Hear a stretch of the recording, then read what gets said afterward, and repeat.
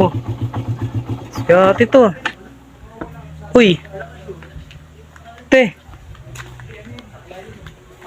Te. Wala. Kasing si ate. Te. Uy. Wala na yung kainuman mo dito, ate, oh. Te. Uy. Te. Te. Wala na yung mga kainuman mo, nag-aalisan na. Nasaan? Wala na. Hinatid ko yung isa mong katrabaho eh. Ano? Nasaan sila? Umalis na. Ano? Iniwan ako. Iniwan ka na nga eh.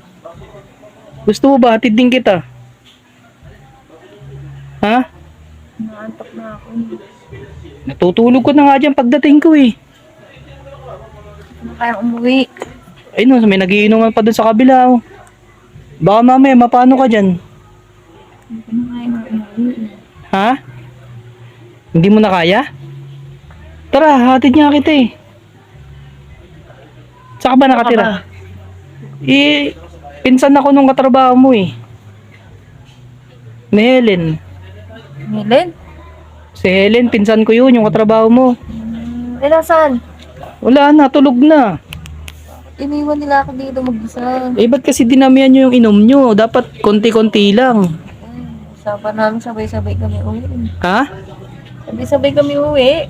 Eh, wala na. Baka nandyan pa sila. Baka may bumibili na.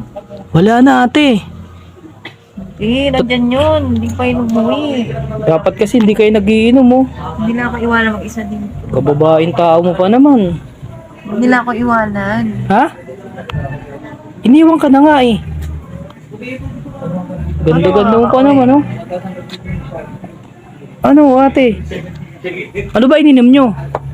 Hindi ko alam eh. Hindi mo alam. Ihatid na kita. Gusto mo? Malayo yata yung bahay nyo. Hindi. Doon kita ihatid sa bahay nyo.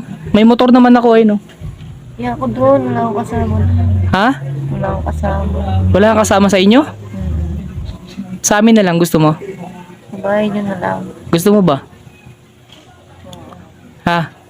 Doon na lang sa bahay namin? Tara, doon ka na matulog kaya. Malapit lang ba yun?